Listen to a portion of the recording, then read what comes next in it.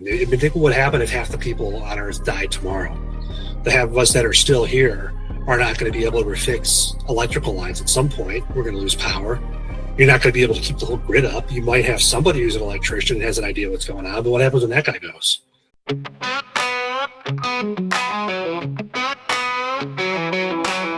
Out in the woods, shadows creep slow. Footprints deep where no man should go. Cold winds howl through hollers and brooks. Whispers of Bigfoot in the way it looks. Myths, monsters, and bullets in the night. Under a pale moon, strange glowing light. Truth's out there like a blade it cuts. Myths, monsters, and bullets run amok.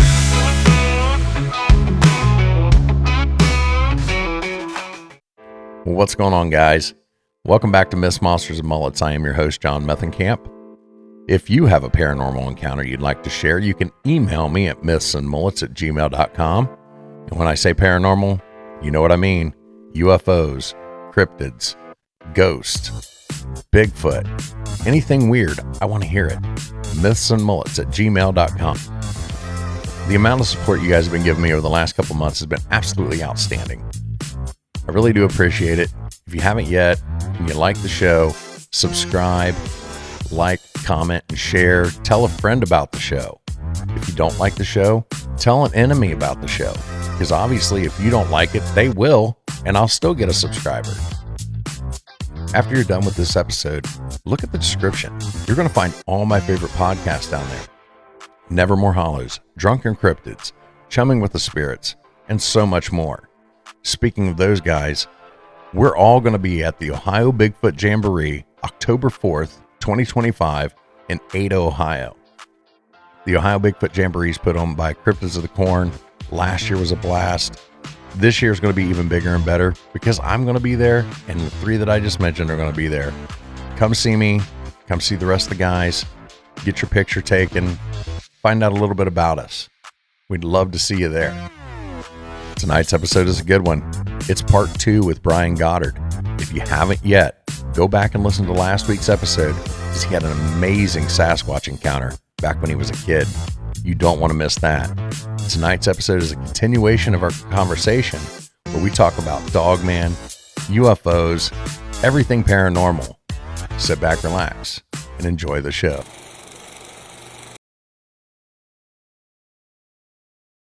We were still on the subject of Bigfoot, but I have a question for you. What do you think about the correlation between Bigfoot and UFOs? Because you hear reports of people who often see Bigfoot and they will see either strange lights or straight up UFOs. Does seem to be a pattern.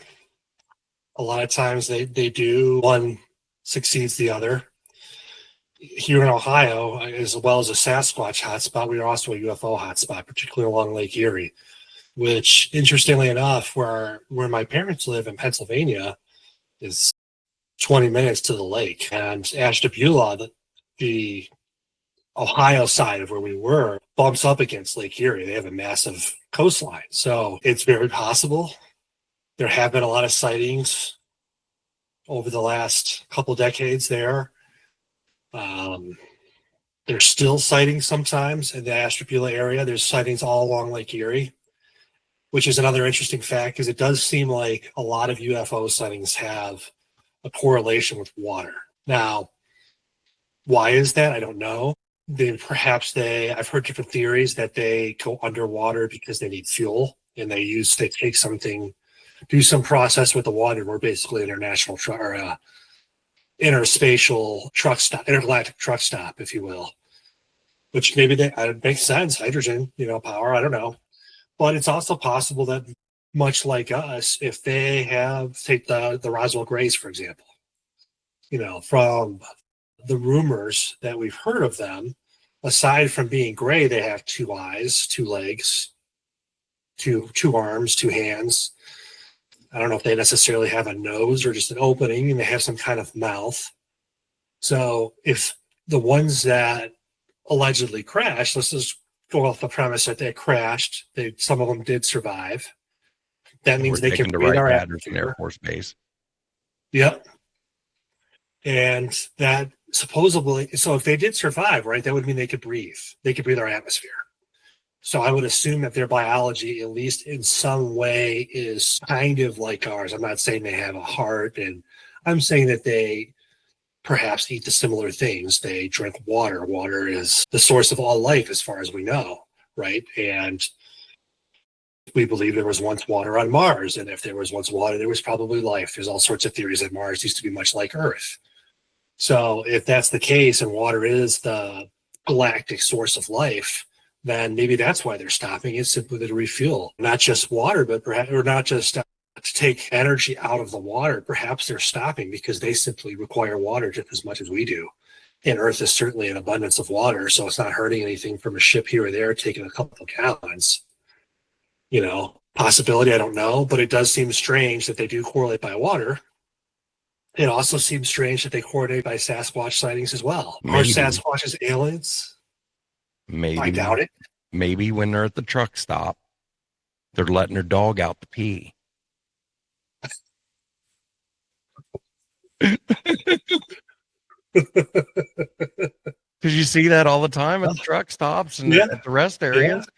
Yeah. You let your dog pee over here, and you go get your refreshments over here, and we all meet back at the car. Well, that would be, I would say that's an excellent explanation for Dogman. Absolutely. I love Mr. Dogman. Have you ever seen a Dogman? I wish. No. I said this my episode on cryptid creatures just dropped today, as of this recording, 6/9 on YouTube. Nice. It dropped yesterday on the podcast players, but I said this on there. I don't want to see a Dogman, but I want to see a Dogman. I want to see a Dogman from like my car with a high-powered rifle next to me, and I want a clear path away from it.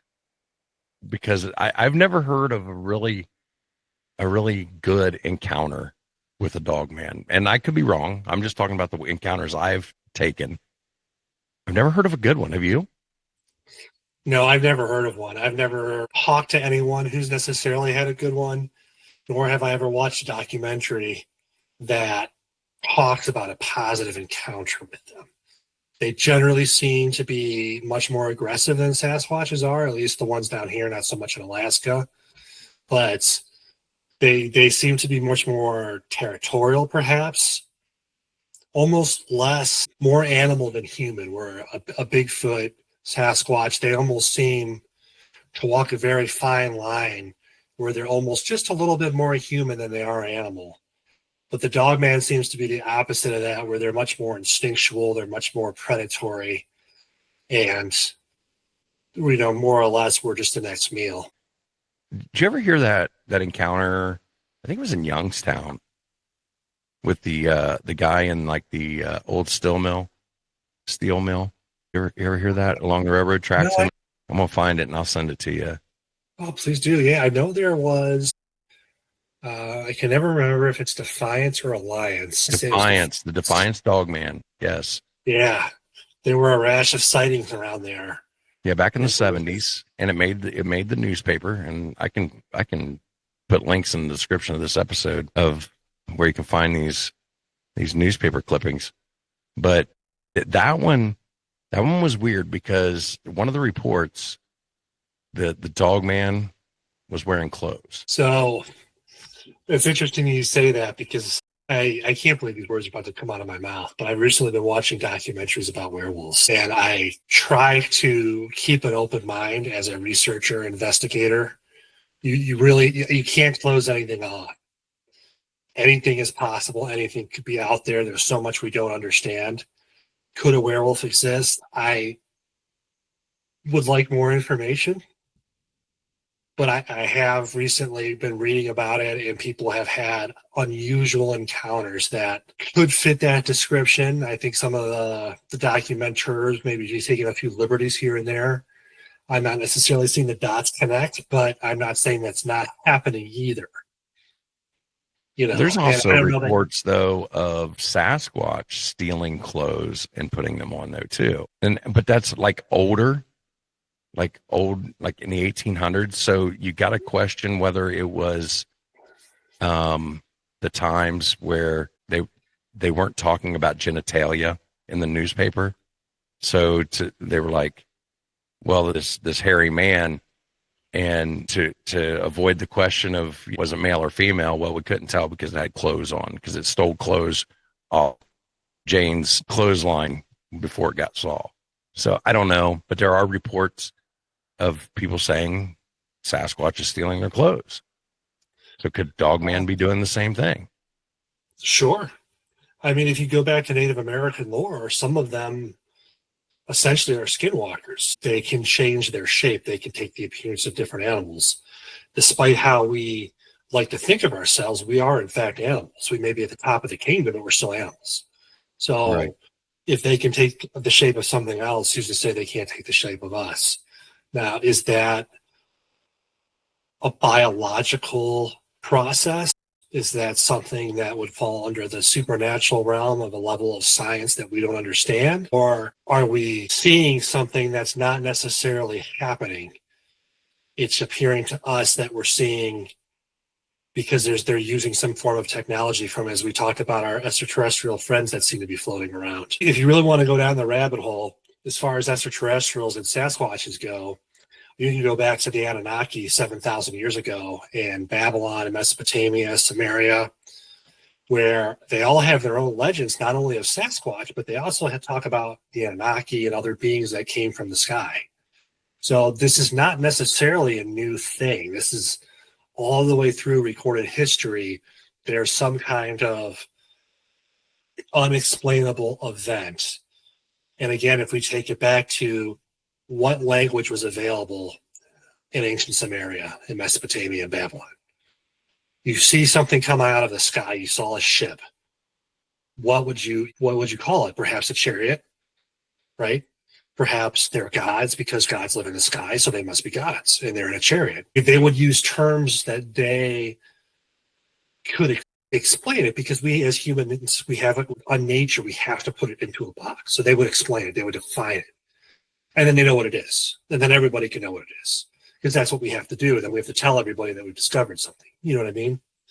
So the hairy man, as they were once called, or wild man, as they've often been called through history, if you trace that back, almost every culture on Earth has some story of a wild man or a hairy man. And you find them in, as far back as we have recorded history, you find legends of these things. You find offhand descriptions in ancient languages of something. So maybe they've been here, both have been here all along. Perhaps the UFOs are watching them for some reason, and perhaps they're the reason we don't know about them. Perhaps they don't want us to know. The one thing I will say that's different is UFOs, as far as we can tell, like to go out of their way to make sure we don't see them. People oftentimes have trouble remembering. Sometimes years go by, and then it's not until somebody has night terrors and then they go see a hypnotherapist and then, spend weeks in therapy unlocking memories and realize that something possibly happened to them that they can't explain. But then, there'll be physical evidence. There's scars that they have no recollection of, that their parents don't know about, their spouse doesn't know where it came from. But it wasn't always there. But when it was there, it just went from not there to scar. How does that happen? We can't explain that, And if it's something like, I cut my hand, there's a little scar, you might not think much of it. But people have found pieces of metal inserted that we can't explain why they're there, what it is, but somehow it's in somebody's leg and there's no evidence of how it got there. So it does seem like if that is in fact what they're doing, they don't want us to know about them. Sasquatches don't necessarily seem to, it's clear they want to avoid us, but it doesn't seem like they are going out of their way. If they're passing through, they're passing through. If we see a glimpse of one, they don't make a big issue out of it. Right. But perhaps it's not them that's doing the hiding. Perhaps there's something else watching them that is making the disappearing act happen. Maybe Earth is like a terrarium or a zoo for the aliens, and they're like, we have this endangered species and we need to put it on Earth so it can repopulate, and then we're going to take it back to where it originally came from. Maybe. Sure. I just made that all up. As good as any. I mean, here's the thing, because you go back to the portals and tying in the two, we're assuming UFOs are coming from outer space typically, but what if that's not the case? What if they're coming from another dimension? And perhaps the Sasquatch is simply something that occasionally passes through their portal. And they are, in fact, from another dimension, and they're just simply passing through, and they understand how to use those corridors. And that's why there's not as many of them here as wherever it is they come from. You know, and maybe it's an accident. Maybe that's why there's so few of them. Maybe they're crossing through something they're completely unaware of, and then they end up here and can't figure out how to get back. Now, there's how many thousands of people go missing every year with no explanation. Right. Unfortunately, I think a lot of them are locked in somebody's basement or buried in their backyard or whatever the case may be. But there's probably some that, I don't know. You know, it's possible that some of those people, you have a lot of disappearances in national parks, things like that. Is there something else going on? Maybe they don't keep track of it, interestingly enough, in national parks because they don't want to scare people on the percentage of you missing. But if you really do some research, or if you watch the Y files, I'll put up the statistics, and it's a little bit frightening how many people vanish in national parks every year without a trace. Yeah. Or if you watch Missing 411. Love that. Love it. I love that guy. Because if you remember when he talked about the possibility of an alien correlation and a Sasquatch correlation. And frankly, both have merit. And one of the things that I thought was interesting was the disappearances of the hunters, where not only do they disappear, but all their stuff. The gun disappears. What use would any animal have for a gun? Right. Or that one that was out in Montana, I believe, where he went missing, and then like 2 years later, they found his pack and his gun leaned up against the fence. Yep. But they had already found his shoe with his foot still in it, like a year before. So how did that pack and that gun get down here?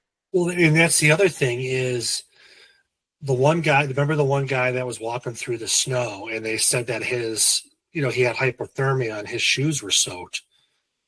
But then when they found I think they found his shoes, and they would look like they were brand new. Yeah. What happened to them? And why did they find him miles away that he could not have possibly made it through 2 feet of snow? And, another point that they make on that is some of these guys who disappear are avid lifelong hunters. There was the one guy that spent 50 years teaching survival classes and hunting classes. You're going to tell me that somebody gets the jump on a guy like that in the woods? Right. That somebody he like went that, out unprepared. Yeah. Somebody like that is a predator himself. Those guys can survive anywhere.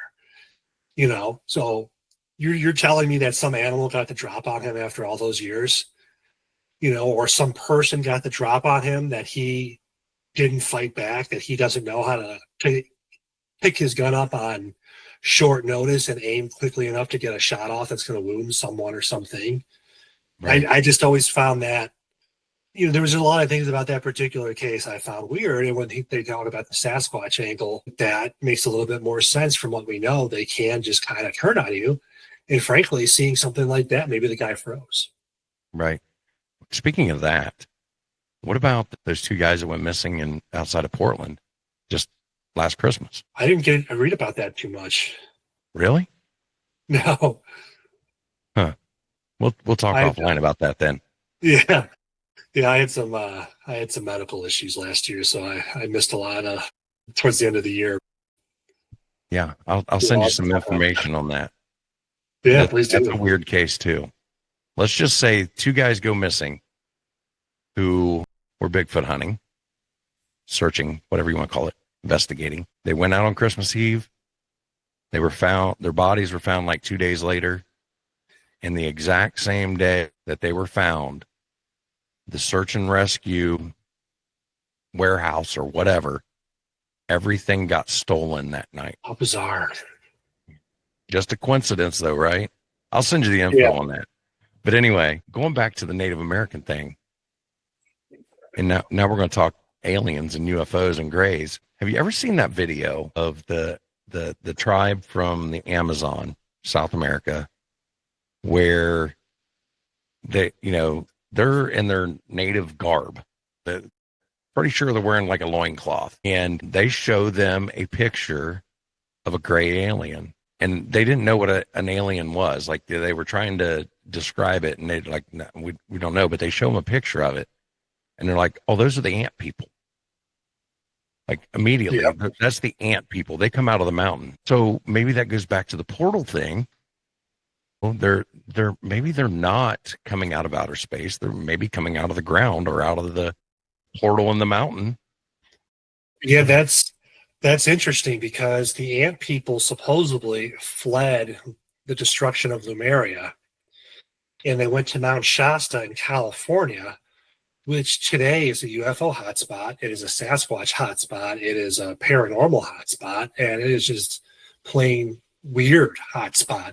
Even the makeup of the mountain, the geology of it doesn't make sense. It's not supposed to be like that. Mountains shouldn't have the levels of rock and the density that it has, and no one can explain why that is. And the local native population at Mount Shasta, according to their oral history, there were multiple events, one of which was a great flood, interestingly enough, and the ant people took them in. And when they came back out into the world, they taught them how to survive out here because the landscape had changed. They showed them how to survive, and they taught them things when they lived in the mountain with them. And then when it was safe to come out again, the ant people, and then according to their oral history, this happened twice, where these people, these beings that they would refer to as the ant people, helped their ancestors survive some great disaster. We'll look into that one. I haven't heard those. Yeah. Supposedly, if you Google Mount Shasta, I can send you stuff. I'll send it. It's fascinating. Right. Yeah. But the Lemurians, when that was supposed to be a continent there, like Atlantis, it was somehow destroyed and its people were spread. But if you look at, speaking of the Amazon, there are pyramids, right? There are pyramids in Egypt. But if you look at the design of the pyramids, they all point to stars. They're physically similar. They're built the same. However these cultures did it, the technique appears to be the same, which that's not possible, right? Because we know that they couldn't have crossed oceans to meet each other at that time. The height, the width of the passageways and what they were used for. How did everyone come up with a pyramid? Now the naysayers and those who don't believe in the paranormal or anything like that, they're like, well, that's just the most efficient way to stack stones. Well, why were they stacking the stones? Yeah, well, how efficient is it? Like the Great Pyramid in Giza, it's exactly 400 feet tall on the dot, and it's designed and built within a 98% accuracy. Okay, I don't think we could do that today. You ever see the video where the group from Japan tried to make a 1/10 model using the? Sure, yeah, they can't. And they couldn't do it. They ended up trying to even make it half of that and still couldn't do it without bringing in cranes and stuff like that. Yeah. Don't give me that crap. Yeah, and that's the thing is, let's say they had 5,000 people carrying a block up. How do you measure that? How did they know that one section of ground might settle but another wouldn't? You know what I mean? Because you got to figure if we're talking anywhere from 3,000 to 7,000 year old pyramids, who knows for sure? How would they measure exactly 400 feet high? How would the width, the hallways, the passages be the same width, the same height? How could it be 98% perfect? Because, they're actually 8-sided, not 4. It's just the shadow makes them look 4-sided. How the hell would they make 8-sided pyramids? And remember, the triangle is not a natural shape. It doesn't appear in nature. Nothing grows as a triangle. So they would have had to not only come to that conclusion on their own, but someone would have to sit there and say every block has to be exactly these dimensions. Otherwise, they're not going to be even, right? One will be longer than another. One will be thicker than another. One will be lighter than another. But they're not. They're identical. And they're exactly 400 feet high. on the dot. How do you make that calculation? Not only that, how do you design it in a way that 3,000 years is going to pass by and it doesn't change? And not only that, none of the rocks came locally. Yeah. You know, they were taken from 100 miles away or whatever, and brought there. So you're telling me those same people that carried those stones up there, they walked with that thing for how many miles? No. Are you telling me they had that many ships that they could float them up the Nile? No. There ain't no way. Yeah, I agree. I don't think it's something or someone had to help them. Yeah. And how come all these other cultures developed almost, I don't want to say identical, but take it for example, a house in New Mexico, Arizona, right? They're typically ranches. They're a lot of stucco. They have a different style of building. They're probably typically ranches because heat rises. And so why would you build a 2-story house in a desert? You would, right? But the same thing is, if let's say the Lumerians or the Atlanteans or whoever, something happened and they spread out across the world, they would have their own style of building. It may not be exactly the same, but you would recognize a house and be like, oh, that's a house. That's a Cape Cod. That's a bungalow. That's a split level. That's a colonial. That's a ranch. That's a Tudor. You know what I mean? But I would know it's a house. And then the same thing could very well be true with these pyramids, that there was some civilization. Now, how advanced they were, I couldn't tell you. But if they were advanced enough, they might have the ability to at least do the math. They might know how to use pulley systems and leverage different things with physics that they would not have known in Egypt that could have aided in there. You know what I mean? Even let's say, for example, they were an advanced technological race. That's one of the more modern theories, both the Lumerians and the Atlanteans. And then the question always is, well, if they were so technological, why weren't they flying around in UFOs, and why did they rebuild their civilization? And the answer is very simple. I could drive a car or pretty much any vehicle, but I couldn't put together an engine. Right. I could change the oil, but I can't change the transmission. In fact, I could change the oil if there was a filter and somebody handed me 6 quarts of oil, but I wouldn't be able to make the filter. I would have no idea how to do that. I wouldn't know how to make plastic. I wouldn't, you know what I'm saying? So if these civilizations existed and they were more advanced, and we're always assuming, well, they would have all this technology. No, they would. Because once it breaks, how do you fix it?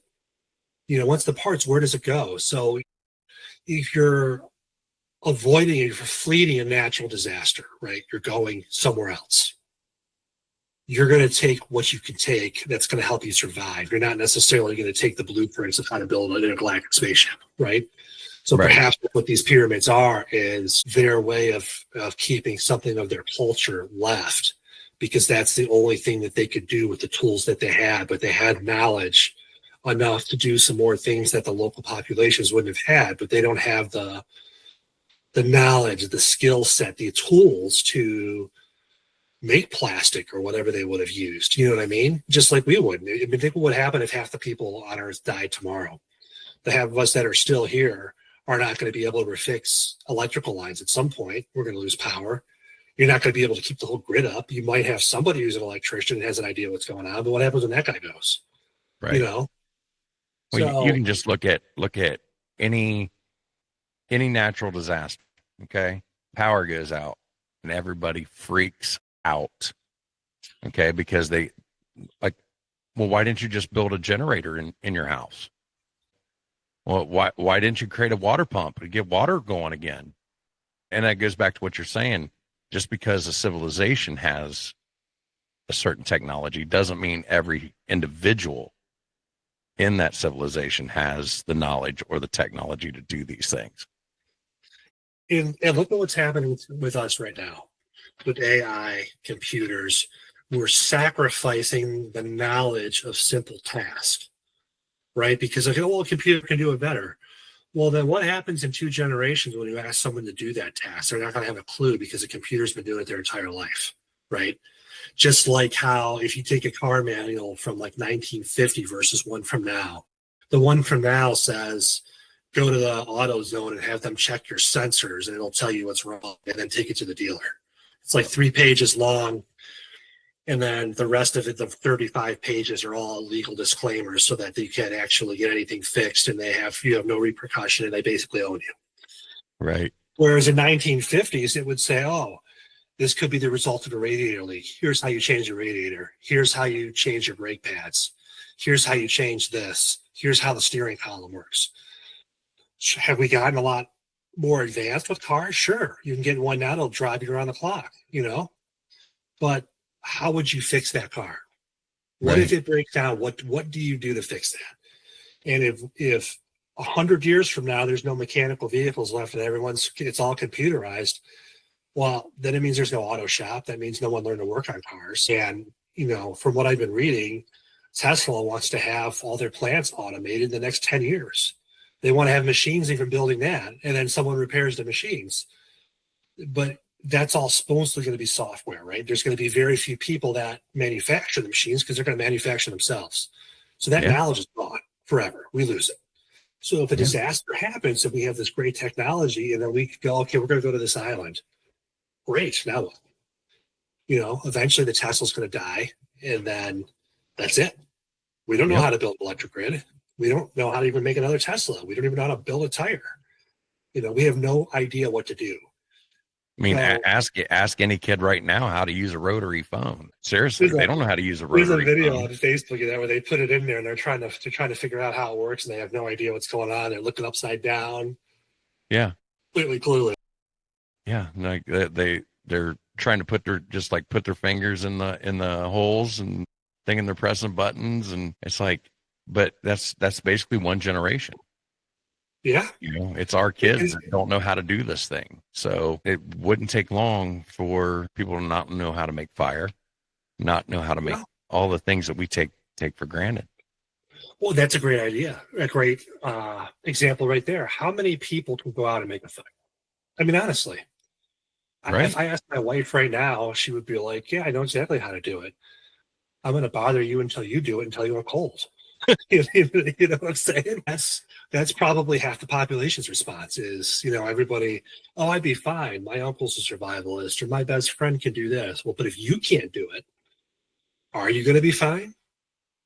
Maybe, maybe not. Maybe you catch up with your best friend. Maybe your best friend's that smart that he's long since gone, and you're way behind because he knows how to survive and he knew what he needed to take, and he saw the situation, said, I'm getting the hell out of here. Anyone who's right here can come with me. The rest of you on your own.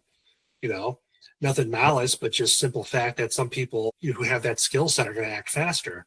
With a long story long, with the Lemurians and the Atlanteans is they have this level of technology. They're able to escape this disaster. But then what?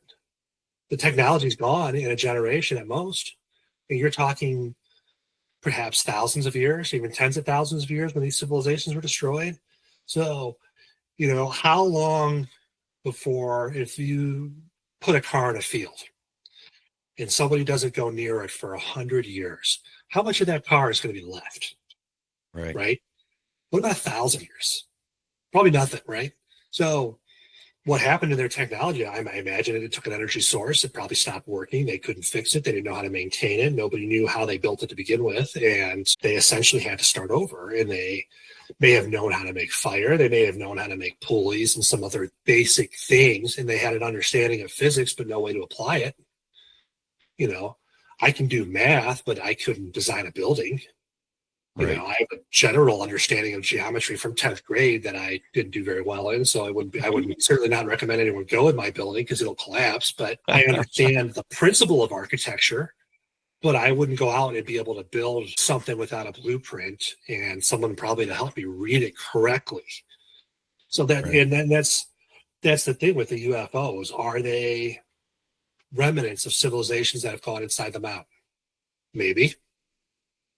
Perhaps some of them did survive and they were able to teach themselves over generations. Perhaps they had colonies in a mountain. Perhaps they knew something was coming. And that's why they had settlements to begin with in those mountains. And that's where they've hidden. And I guess it goes back to the same thing. If you are another species that evolved on this planet, another sentient species that's just as advanced as us, but not perhaps in this case, thousands of years further along, and you live inside a mountain, would you make contact with us knowing the first thing that we will probably do?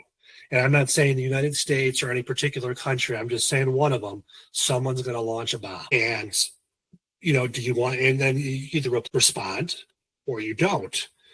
But why put yourself in that position? If you have the ability to coexist without interfering with us, there's different theories about the hollow earth theory.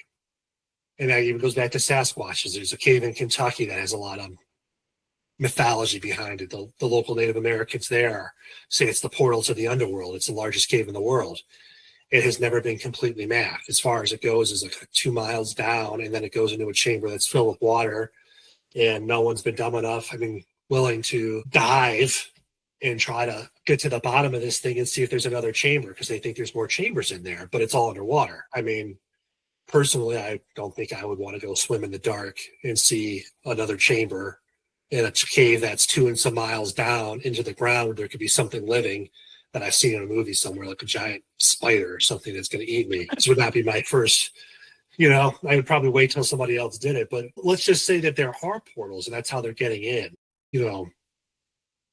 They would be able to monitor us, right? They would know what we're doing, who we are, what we're like, what we've done to this world. And if they're able to live underground because that's how they avoided some kind of natural disaster, maybe that's where they come from to begin with. And they discovered this big forest down there. There's no animal life, but there was plant life and there was insect life and things like that. But my question is, if that can exist, and there's all sorts of theories of how it exists. Same thing with the cave in Vietnam.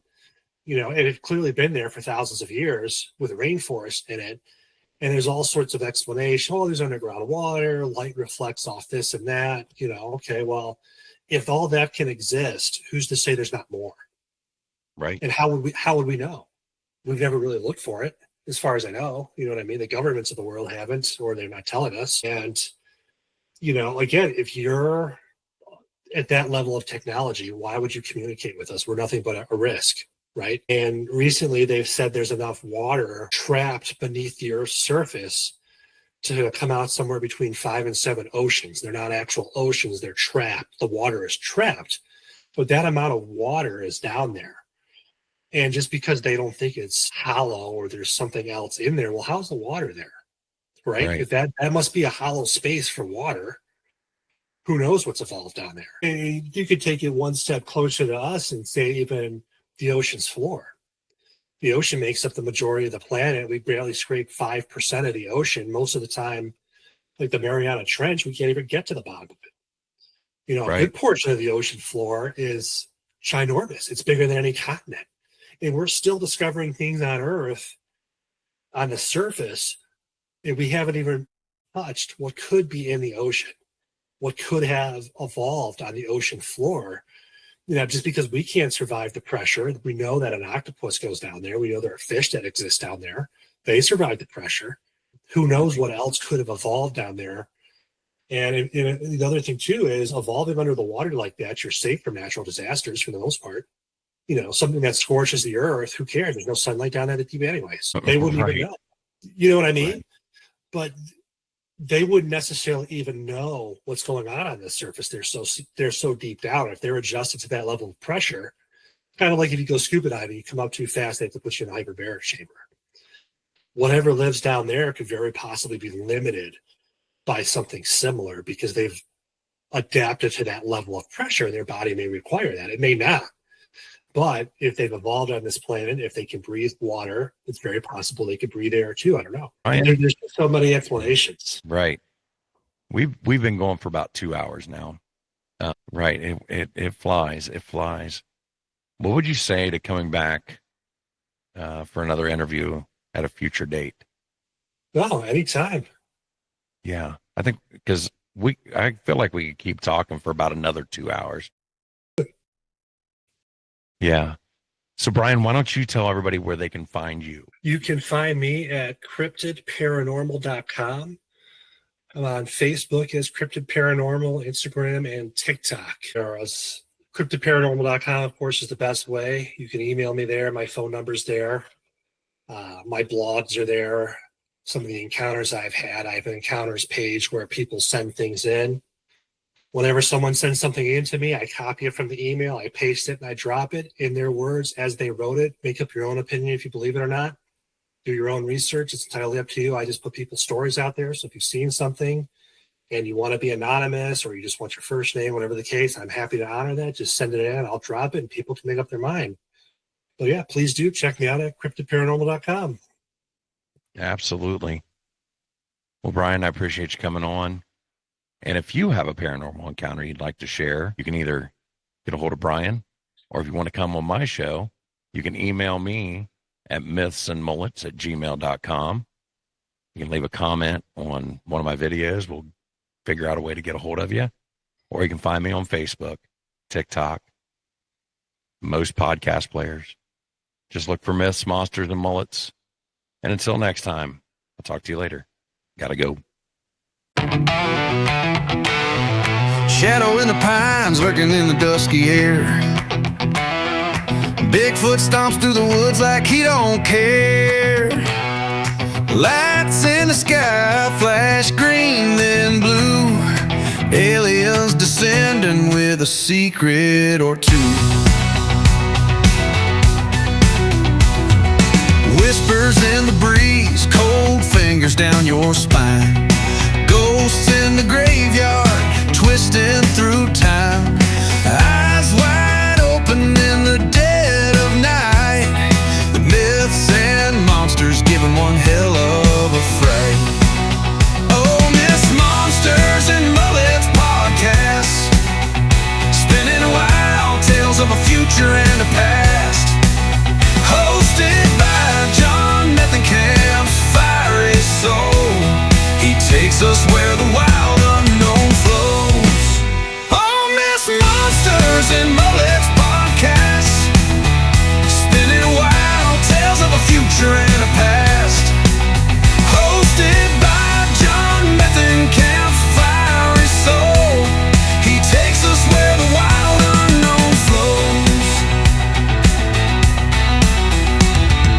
Down by the bayou, you hear a raspy growl. Swamp gas glowing as the coyotes howl. A UFO zipping just above the trees, grabbing hold of wonder like a southern summer breeze.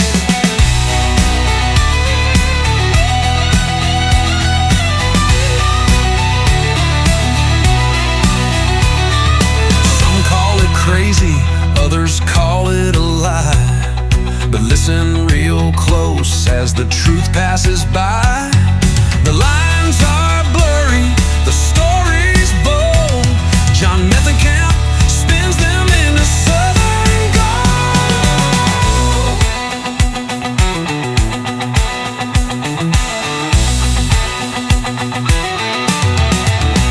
Apparitions dancing in the smoky haze. Legends of the deep south told in hollers and bays. Bigfoot runs free, chasing shadow dreams. Aliens keep secrets like moonlight beams.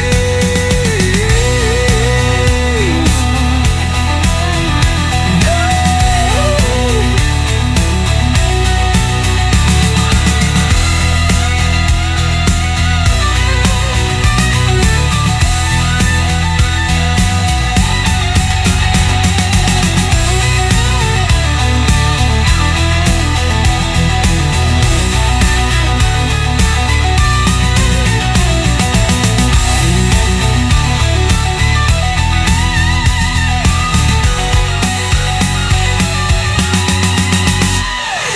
Down by the bayou, you hear a raspy growl. Swamp gas glowing as the coyotes howl. A UFO zipping just above the tree.